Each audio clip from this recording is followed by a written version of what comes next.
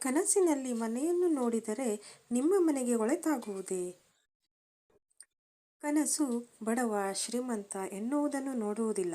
ಭೂಮಿಯ ಮೇಲಿನ ಪ್ರತಿಯೊಬ್ಬ ವ್ಯಕ್ತಿಯೂ ಒಂದಲ್ಲ ಒಂದು ರೀತಿಯ ಕನಸುಗಳನ್ನು ನೋಡಿರುತ್ತಾನೆ. ಅವನು ಕಾಣುವ ಪ್ರತಿಯೊಂದು ಕನಸುಗಳು ಅದರದ್ದೇ ಆದ ಅರ್ಥವನ್ನು ಹೊಂದಿರುತ್ತದೆ. ಅದೇ ರೀತಿ ನೀವು ಕನಸಿನಲ್ಲಿ ಮನೆಯನ್ನು ನೋಡಿದರೆ ಆ ಕನಸು ನಿಮಗೆ ಯಾವ ಸೂಚನೆಯನ್ನು ನೀಡುತ್ತದೆ? ಮನೆಗೆ ಸಂಬಂಧಿಸಿದ ಕನಸಿನ ಕುರಿತು ನೀವು ತಿಳಿದುಕೊಳ್ಳಬಹುದು.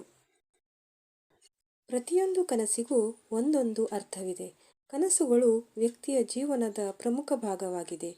ಸ್ವಪ್ನಶಾಸ್ತ್ರದ ಪ್ರಕಾರ ಕನಸುಗಳು ಖಂಡಿತವಾಗಿಯೂ ವ್ಯಕ್ತಿಗೆ ಕೆಲವು ಸೂಚನೆಗಳನ್ನು ನೀಡುತ್ತವೆ ಎಂದು ಹೇಳುತ್ತದೆ. ಪ್ರತಿಯೊಬ್ಬ ವ್ಯಕ್ತಿಯು ತನ್ನ ಕನಸಿನಲ್ಲಿ ಒಂದಲ್ಲ ಒಂದು ದೃಶ್ಯವನ್ನು ನೋಡುತ್ತಿರುತ್ತಾನೆ.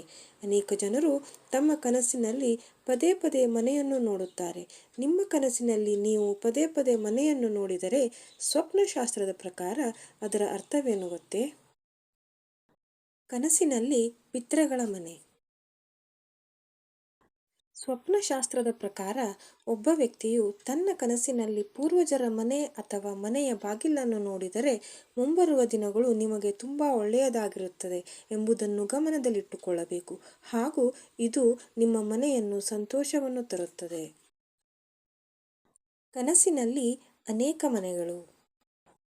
ಒಬ್ಬ ವ್ಯಕ್ತಿಯು ತನ್ನ ಕನಸಿನಲ್ಲಿ ಅನೇಕ ಮನೆಗಳನ್ನು ನೋಡಿದರೆ ಅಥವಾ ಅನೇಕ ಮನೆಗಳನ್ನು ಒಂದೇ ಸಾಲಿನಲ್ಲಿ ನೋಡಿದರೆ ಸ್ವಪ್ನಶಾಸ್ತ್ರದ ಪ್ರಕಾರ ಮುಂಬರುವ ಭವಿಷ್ಯದಲ್ಲಿ ನಿಮಗೆ ಸಂಬಂಧಿಸಿದ ವಿಷಯಗಳು ನಿಮಗೆ ಸಾಕಷ್ಟು ತೃಪ್ತಿಯನ್ನು ನೀಡುತ್ತದೆ.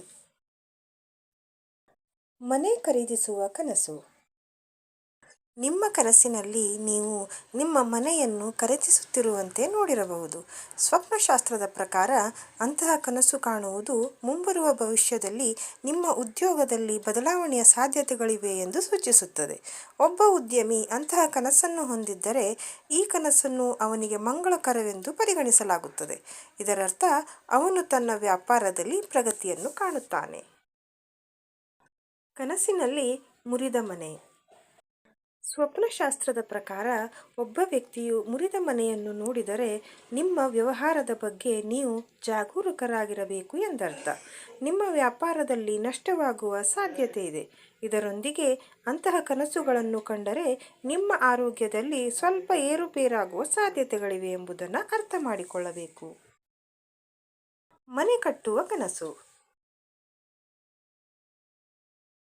ಸ್ವಪ್ನಶಾಸ್ತ್ರದ ಪ್ರಕಾರ ಒಬ್ಬ ವ್ಯಕ್ತಿಯು ಕನಸಿನಲ್ಲಿ ಮನೆ ಕಟ್ಟುತ್ತಿರುವುದನ್ನು ನೋಡಿದರೆ ಮುಂದಿನ ದಿನಗಳಲ್ಲಿ ನೀವು ಕೆಲವು ಒಳ್ಳೆಯ ಸುದ್ದಿಗಳನ್ನು ಪಡೆಯಬಹುದು ಎಂದರ್ಥ.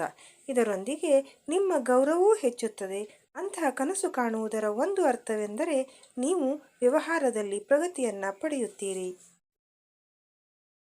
ಧನ್ಯವಾದಗಳು. ಒಂದು ವೇಳೆ ಈ ಮಾಹಿತಿ ನಿಮಗೆ ಇಷ್ಟ ಆಯಿತು ಅಂದರೆ ಈ ವಿಡಿಯೋನ ಲೈಕ್ ಮಾಡಿ, ಶೇರ್ ಮಾಡಿ, ಹಾಗೆ ಚಾನೆಲನ್ನು ಸಬ್ಸ್ಕ್ರೈಬ್ ಮಾಡಿಕೊಳ್ಳಿ.